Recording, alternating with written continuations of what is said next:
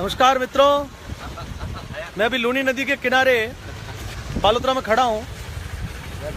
पिछले 3-4 दिन से ये मरुगंगा बह रही है, लोग उसका लुत्फ उठा रहे हैं। 20 सालों के बाद में 3 साल से ये नदी लगातार आ रही है।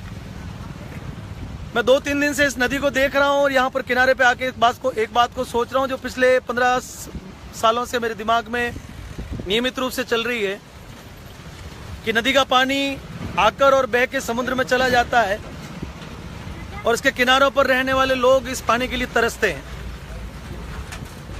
हमारे यहाँ के जनप्रतिनिधि जो नियमित काम है, सड़क इत्यादि के जो काम है उनके ऊपर तो विशेष रूप से मूलभूत जो काम है उनके ऊपर ध्यान देते हैं, लेकिन मुझे लगता है कि कोई भी जनप्रतिनिधि रचनात्मक कार्यों के प्रति संवेदनशील नहीं है। मुझे लगता है कि यदि इस नदी पर 2-3 टुकड़ों में कहीं छोटे छोटे एनीकट बनाए जाए तो शायद आने वाले समय में आसपास के इलाकों में बहुत खुशहाली आएगी।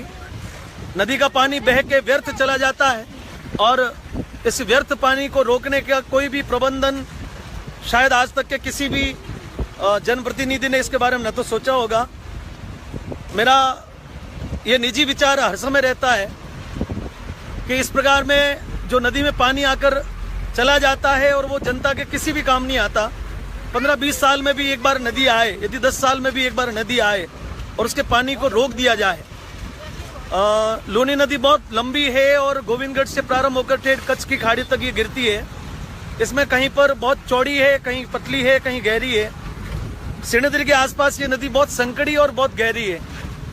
3-4 साल पहले मैंने एक रिपोर्ट बना के प्रमुख लोगों तक पहुंचाई थी कि यदि कोई छोटा बांध या फिर छोटा एनीकट जिस प्रकार की सुविधा हो यदि इस नदी के बीच में कहीं बनाया जाए और 3-4 साल में एक बार भी ये नदी आए और उसका पानी जब अंतिम में कम गति उसकी हो जाए, जब पानी चल के लास्ट में 1-2 फीट रह जाए और उस नदी को यदि रोक दिया जाए उस पानी को और 3-4 फीट तक इस नदी को लगभग 100-150 किलोमीटर की दूरी पर यदि भरा जाए तो मुझे लगता है कि आने वाले समय में ये पानी जमीन में रिस के आसपास के 50-60 किलोमीटर के बहुत लंबे चौड़े दायरे को सिंचित कर सकता है। ये पानी धरती में उतरकर किसानों के लिए खुशहाली ला सकता है।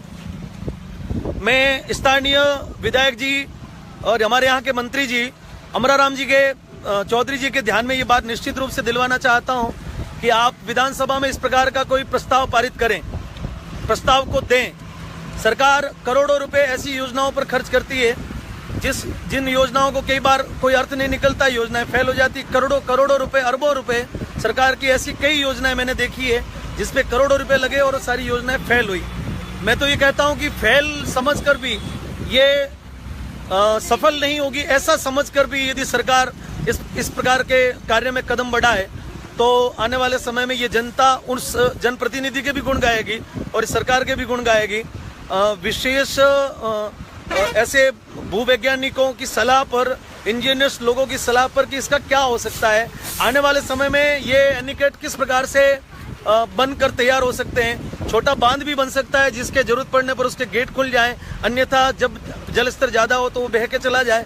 लेकिन अंतिम में जब 2-3 फीट पानी रहे तो उस पानी को रोकने की समुचित व्यवस्था राजस्थान सरकार को करनी चाहिए ताकि आने वाले समय में ये पूरा क्षेत्र हरा भरा हो जाए। और यदि ग्रीनरी हुई तो बारिश का जो रिसाइकलिंग का जो दौर है, क्योंकि जहाँ पर ग्रीनरी होती है वहाँ पर बारिश भी अधिक होती है।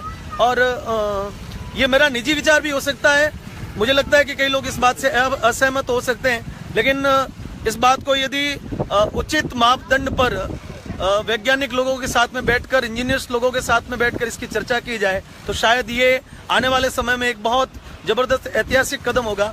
मैं यहाँ के विधायक श्री अमराराम जी चौधरी जी से एक बार फिर इस प्रकार की मांग करता हूं अपनी ओर से कि इस प्रकार का प्रस्ताव आप एक बार विधानसभा में रखें। सड़कें बनाना, नालियां बनाना, खालियां बनाना, ये सारे काम तो मूलभूत कोई भी विधायक करवाता है और आप भी करवाते होंगे, दुनिया में और भी करवाते होंगे। बायतू के विधायक श्री कैलाश चौधरी जी को मैंने पिछले साल इस बात के लिए कहा था, मैंने कहा कैलाश जी आप विधानसभा में मुख्यमंत्री जी के सामने इस प्रकार का कोई प्रस्ताव दें और उसके ऊपर विस्तृत चर्चा हो, इसका पूरा मुआयना हो। और मेरे मन में ये बात हर बार जब नदी आती है तो ये मेरे मन में ये प्रश्न जब तक पानी चलता है, मैं जब भी इस नदी को देखता हूँ, इस पानी को देखता हूँ तो मेरे मन में ये रात दिन ही विचार आता है कि शायद आज तक या तो किसी ने सोचा नहीं, और सोचा हो तो किसी ने कदम नहीं उठाया। मुझे नहीं लगता किसी ने सोचा होगा, क्योंकि इस प्रकार के सकारात्मक काम राजनीतिक पदों पर जुड़े हुए लोगों के दिमाग में आते नहीं है, क्योंकि वो राजनीतिक खींचतान में लगे रहते हैं। अभी जैसे बालोतरा की स्थिति है, तो लगभग पिछले 3 वर्षों से बालोतरा राजनीतिक खींचतान में ही लगा हुआ है। और कई लोग तो ये भूल भी गए हैं कि हमारे विधायक भी हैं। मुझे लगता है कि कई लोग तो मुझे कहते हैं कि वहां पर पोस्टर लगवाना पड़ेगा कि बालोतरा के विधायक कहीं खो गए हैं। तो विधायक बनने के बाद में लोगों के बीच में रहे ऐसे विधायक की आवश्यकता है हमारे को। मेरी अमराराम जी से कोई शिकायत नहीं, मैं उनका बहुत सम्मान करता हूं, लेकिन अमराराम जी जिस पद को रखते हैं, जैसी वरिष्ठता विधानसभा में ये रखते हैं, और मैंने जिस बात को अभी निवेदन किया, इस बात को बहुत समुचित ढंग से यदि विधानसभा में पहुंचाया जाए तो शायद आने वाले समय में जो ये मेरा सपना है, और ये मेरा सपना जो है वो यहाँ से लगाकर गुड़ामालानी तक के और उधर पाली से लगाकर बालोतरा तक के हजारों गांवों के लोगों का सपना है। इस मरुगंगा को रोककर एक बार समृद्धि की ओर इस राजस्थान को ले जाने का ये मेरा विचार था। यदि कहीं त्रुटि रही हो तो मैं आप सभी से क्षमा चाहता हूँ। मेरे मन में जो विचार उठे मैंने आप लोगों तक पहुंचाए। बहुत बहुत धन्यवाद, सभी को राम राम।